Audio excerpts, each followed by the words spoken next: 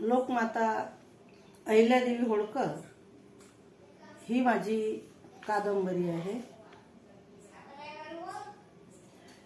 या कादंबरीला प्रस्तावना दिलेली आहे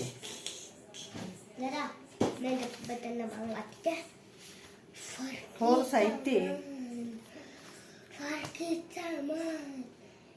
प्रदीप आगलावे सर नागपूर यांनी। ते लिहितात, महाराष्ट्रातील ख्यातनाम आणि कवयित्री कादंबरीकार माया दामोदर यांची लोकमाता अहिल्यादेवी होळकर यांच्या जीवनावर लिहिलेली कादंबरी अतिशय मौलिक आहे। माया दामोदर यांची आतापर्यंत 42 पुस्तके प्रकाशित झालेली आहेत। त्यामध्ये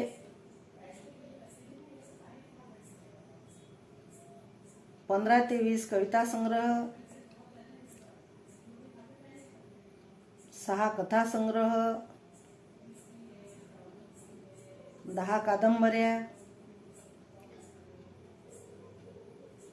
6 वैचारिक पुस्तके आणि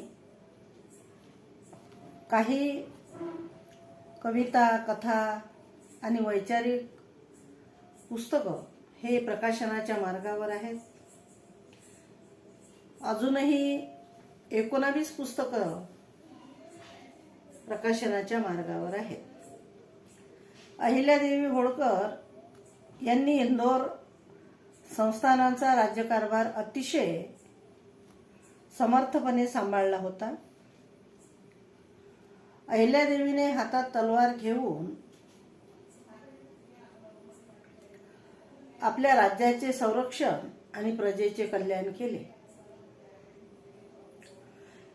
लेखिका माया दामोदर यांनी या कादंबरीच्या माध्यमामधून अहिल्यादेवीचे वस्तुनिष्ठरित्या जीवनचरित्र रेखाटले आहे।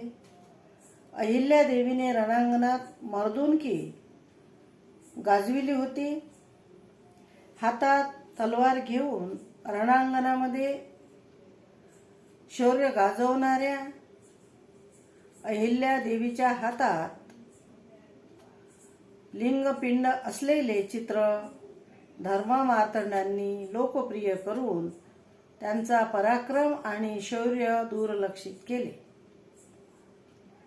म्हणून माया दामोदर यांनी हातात तलवार असलेल्या अहिल्यादेवी होळकरांचे चित्र प्रस्तुत कादंबरीच्या मुखपृष्ठावर दिले। तसेच त्यांचे खरे कर्तृत्व प्रस्तुत कादंबरीच्या मुख्य पृष्ठावर दिले।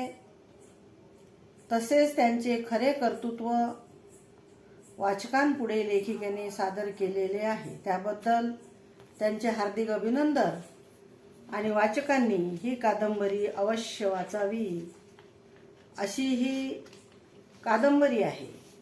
या कादंबरीच्या 3 आवृत्त्या निघालेल्या असून ही कादंबरी शासनाच्या यादीमध्ये समाविष्ट झालेली आहे।